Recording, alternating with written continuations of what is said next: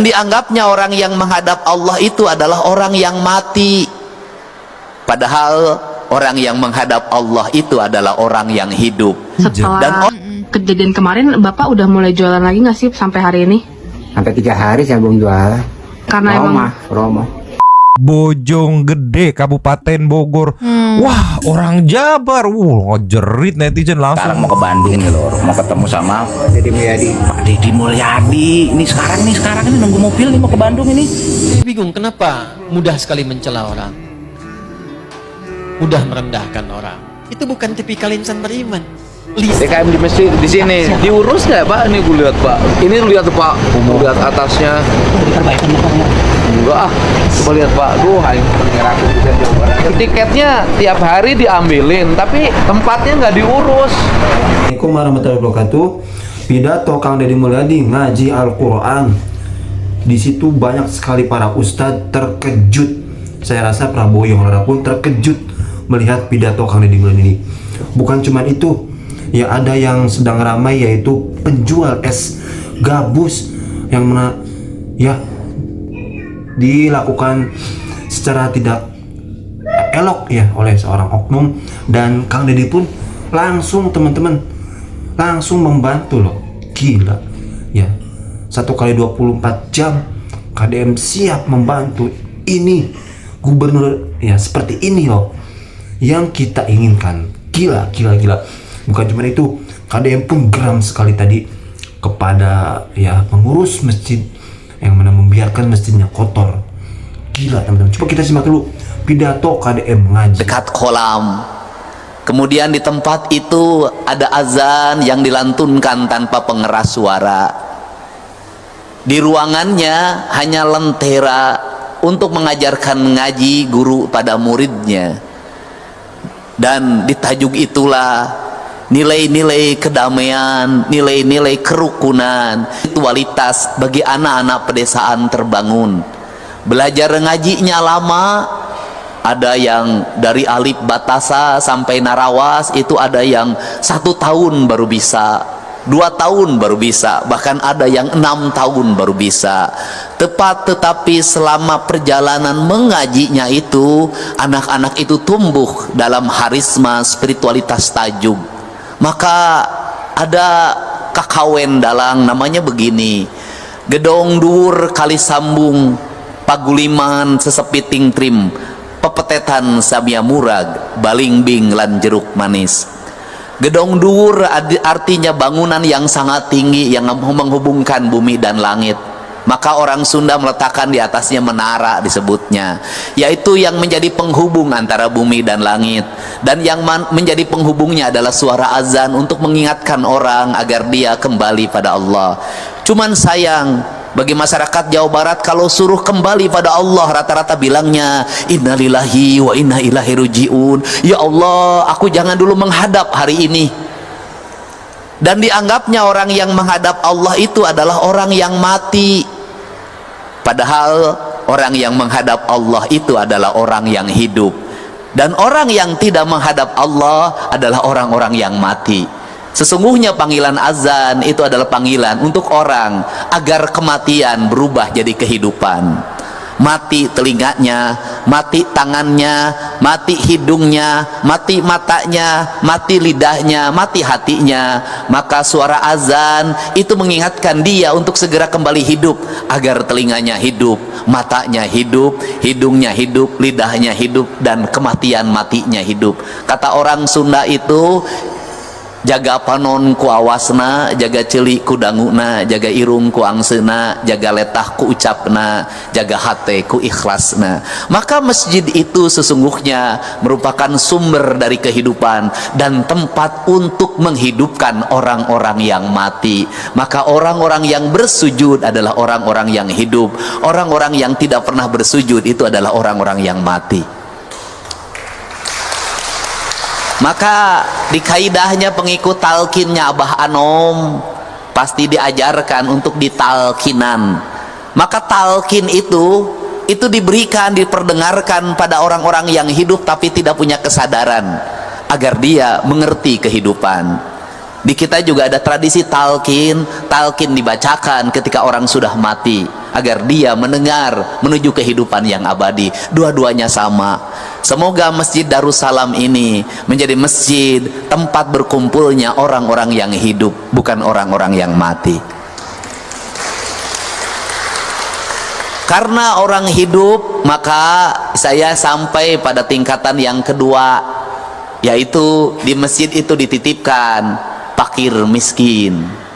Dan kolektif yang kedua, setelah kita membangun rumahnya Allah, setelah kita membesarkan rumahnya Allah, setelah kita membangun kehidupan yang abadi di rumahnya Allah, yang ada dua rumahnya itu, satu ada rumah ini masjid Baitullah, yang kedua ada rumahnya yang ada di sini di hati kita. Maka tugas kita yang kedua adalah menjaga anak-anak yatim untuk tetap bersekolah, menjaga orang-orang miskin untuk tetap makan makanan yang sempurna, menghindarkan dari berbagai peristiwa kriminalitas yang terjadi di Jawa Barat. Setelah saya amati, seluruh peristiwa kriminalitas itu selalu berawal dari kemiskinan. Saya bercerita kisah sedih yang insya Allah nanti hari Rabu selesai. Ada seorang ibu yang speak up di media sosial karena adiknya ditahan, dituduh, dan fakta bukan tuduhan, membeli motor curian. Adiknya itu pinjam sana sini ingin ngojek. Untuk membeli motor curian itu maka terkumpullah uang 2 juta. Dia tidak tahu kalau motor itu yang dibeli adalah motor curian. Pencurinya tertangkap, maka Mang Eep yang membeli motor ini pun ditangkap dan ditahan. Saat pergi menuju tahanan, anaknya baru terlahir. Dia punya 3 anak. Saya mencoba untuk bertemu dengan si tetehnya yang speak up itu. Kemudian saya meyakini memang dia orang miskin yang membeli motor dan tidak tahu curian itu untuk menghidupi anaknya dan istrinya. Kemudian saya bertanya kepada kejaksaan, bisakah yang disebut dengan restoratif justice? Bisa. Saya bertanya pada kasat reskrimnya, bisa enggak restoratif justice? Bisa, asalkan ada rasa maaf dari pemilik motornya. Kemudian saya mengundang pemilik motornya, mahasiswa Unpad, orang Bogor, yang dia motor itu kesayangannya, diberikan dari ibunya. Dan saya bertanya, kamu mau memaafkannya? Dia katakan, kalau melihat Mang Usep saya memaafkan, tapi yang nyurinya memang profesinya mencuri, tidak akan saya maafkan. Maka saya memilih untuk memberikan motor baru bagi yang dicuri itu. Dan dia harus mengikhlaskan motor yang 2 juta itu, bukan hanya dimaafkan, tapi motornya diberikan. Biayanya cukup 23 juta motor baru, dan 10 juta untuk biaya hidup Mang Usep bagi anak-anaknya. Tetapi uang 33 juta itu telah menyelamatkan orang dari penjara 2 tahun. Ketika penjara 2 tahun itu apa yang akan terjadi? Istrinya apa yang harus didapat dalam setiap hari? Ketiga anaknya makannya dari mana? Susunya dari mana? Biaya penyelidikannya berapa? Biaya penahanannya berapa? Biaya untuk penuntutannya berapa? Biaya dakwaannya berapa? Biaya vonis hakimnya berapa? Biaya LP-nya selama 2 tahun berapa? Mungkin lebih dari 100 juta. Menurut saya lebih adil mengeluarkan 33 juta untuk kebebasan manusia dibanding di penjara 2 tahun lebih dari 100 juta. Semoga tajuk ini, masjid ini menjadi inspirasi untuk membangun rasa adil dalam kehidupan kita. Membangun kesadaran dari tajuk ini akan membangun rasa keadilan. Dan apa sih? Kita ini makhluk apa? Nah, Jawa Barat ini kan lama kehilangan jati dirinya. Abang orang Palembang tuh jelas Pak jati dirinya.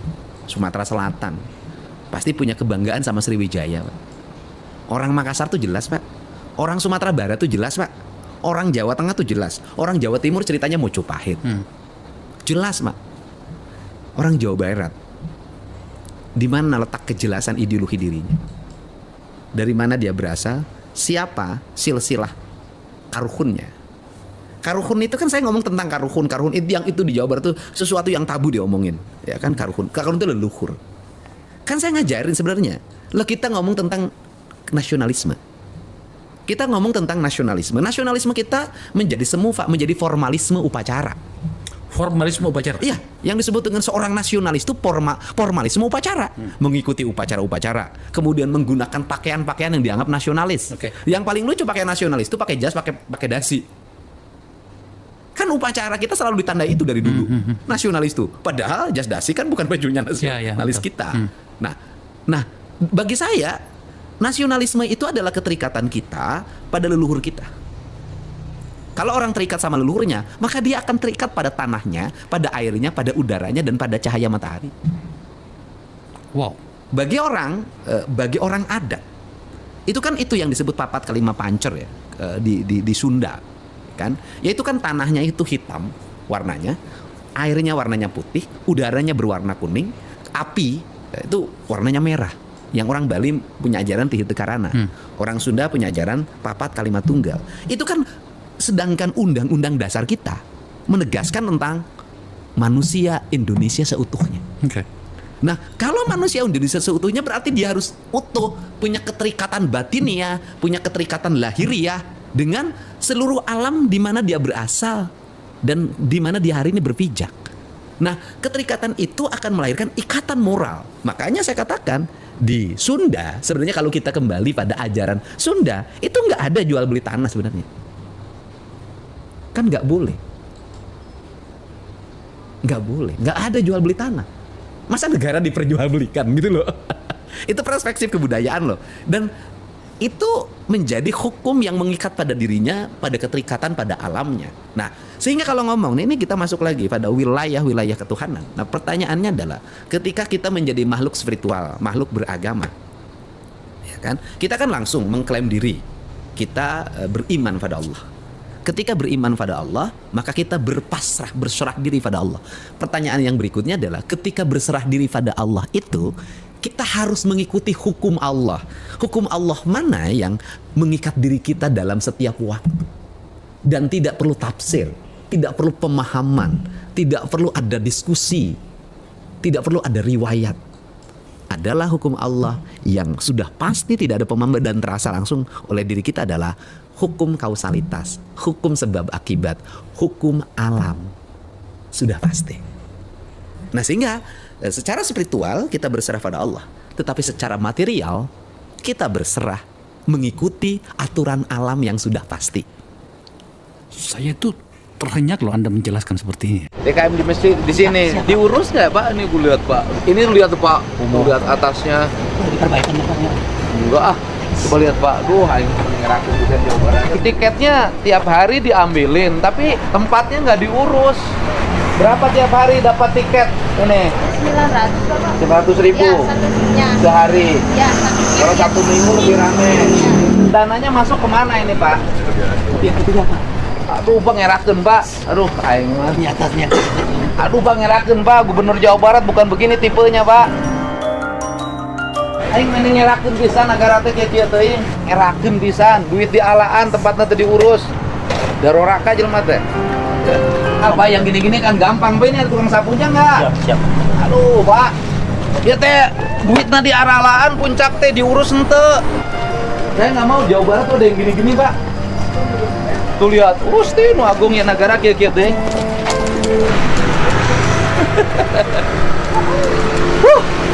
Ini masuk kawasan masjid yang ya Allah ya Rabbi. Ngerakeun Pak, harga diri Pak bagi saya mah Pak. Ya aset Pemprov kan? Waduh. Nah itu negara kesatuan teh kieu. Ampun.